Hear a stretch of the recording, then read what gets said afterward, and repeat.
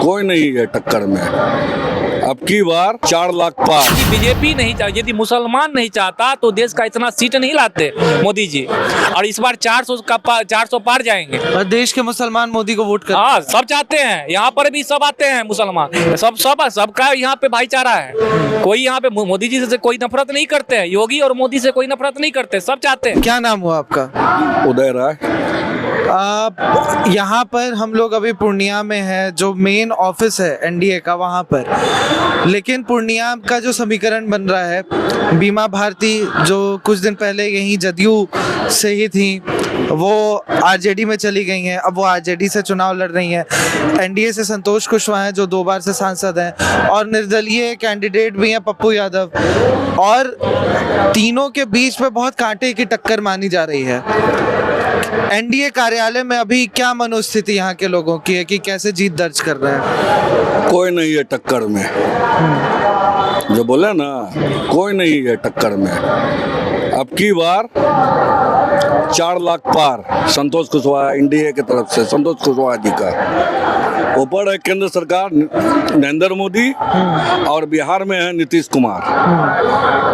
ये दोनों जो हैं अभी मुख्यमंत्री और प्रधानमंत्री, ये दोनों जो अभी जो हैं वो, और नरेंद्र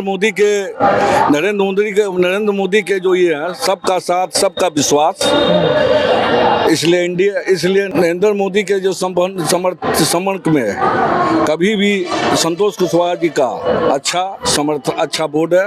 और यहाँ पूर्णिया से हम लोग 4 लाख से भी ऊपर वोट से जीतेंगे। लेकिन लोगों के मन में बहुत सारे सवाल हैं चुनाव को लेकर, कि जब चुनाव आता है आप लोगों के पास जाते हैं, वोट मांगते हैं, लेकिन उसके बाद आप दिखाई भी नहीं देते हैं, विकास की बात नहीं होती है। विकास कैसे न है? विकास क्या नहीं है पूर्णिया में?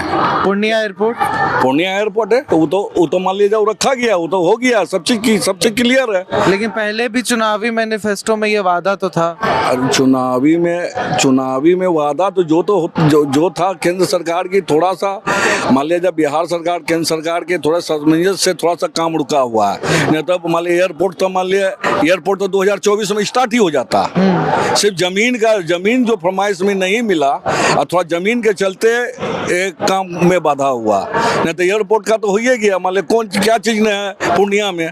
सांसद संतोष कुशवाहा के द्वारा बहुत चिल्लाया गया। बेचारा जब भी है लोकसभा में हर बार झगड़ा करके, झंझट करके, या उस लोकसभा में बोलकर हर चीज को लाया।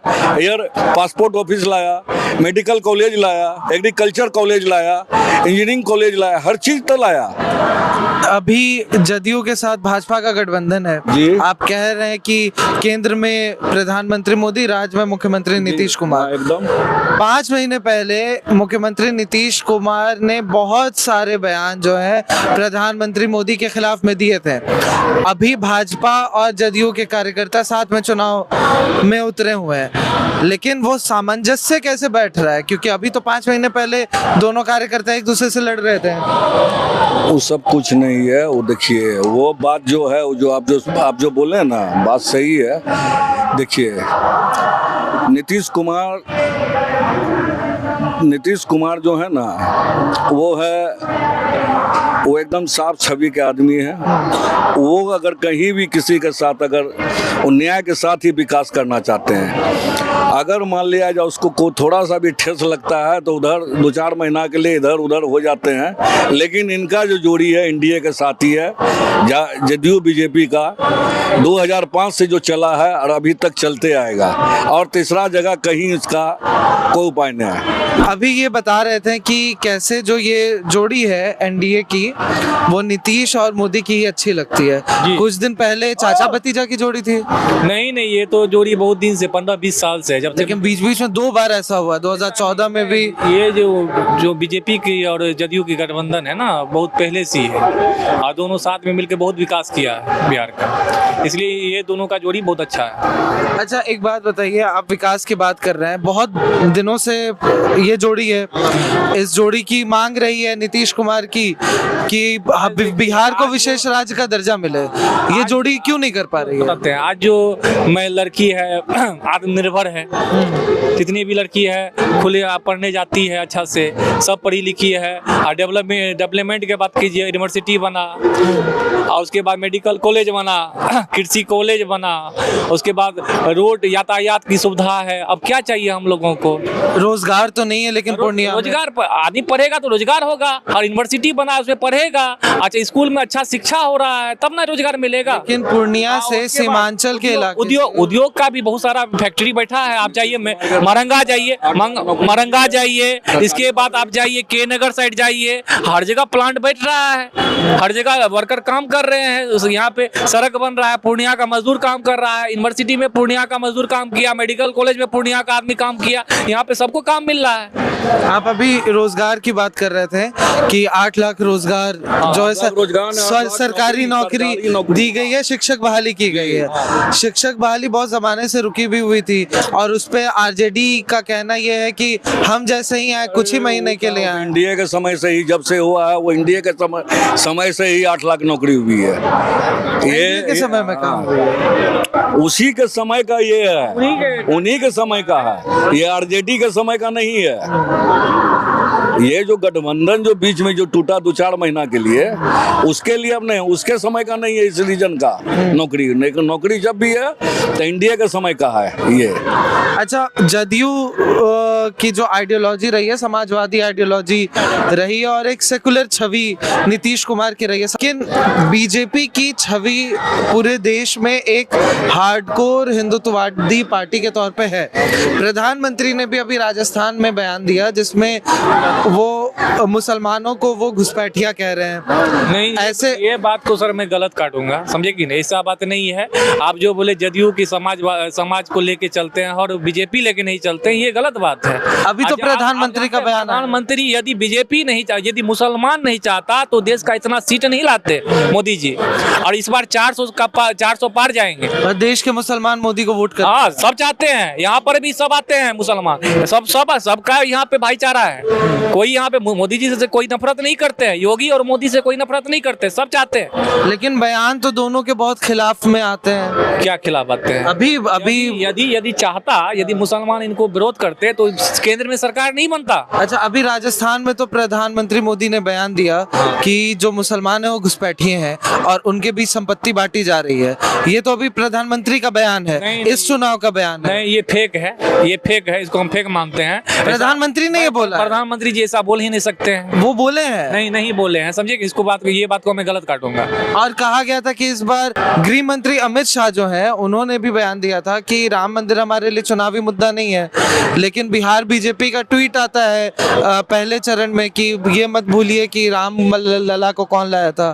तो धर्म के आधार पर क्या चुनाव हो रहा है? नहीं, ये विकास के आधार पर हो रहा है। लेकिन बीजेपी का तो भ्रष्टाचार के खिलाफ हो रहा है, समझे कि नहीं, भ्रष्टाचार जो फैल गया उसके खिलाफ हो रहा है, ये धर्म के आधार पर नहीं हो रहा है। लेकिन ट्वीट में तो धर्म ही है, भाषण में धर्म।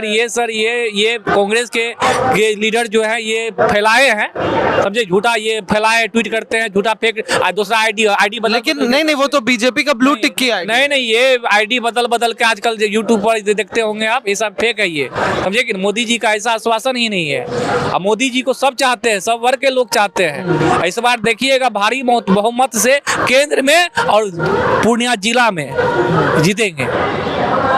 ये महागठबंधन की सरकार जो है, समझे कि नहीं, ये जीतेगी। बीजेपी और जदयू का जो गठबंधन है ये निकलेगा, 40 का 40 आएगा। सारी सीट यहाँ पे एनडीए जीते। एनडीए की है। अभी लोग खुल नहीं रहे हैं, 1-2 दिन के बाद रुझान देख लीजिएगा आप, सब कमल में, ये जदयू में जाएगा, 3 में और कमल में जाएगा। अभी लोग खुले हुए नहीं हैं, बोलने दीजिए, मीडिया वाले को फैलाने दीजिए, गंद फैला रहे हैं, इससे कुछ नहीं बिगड़ेगा। इससे मोदी जी का कुछ नहीं बिगड़ेगा, नीतीश कुमार का कुछ नहीं बिगड़ेगा। जो क्रेडर वोटर है इन्हीं को पड़ेगा, साइलेंट वोटर, जो गुम्मा वोटर है, सब पड़ेगा। चिल्लाने दीजिए ना, चिल्लाने दीजिएगा। आप 26 को देख लीजिएगा रोजाना, 26 के बाद देख लीजिएगा।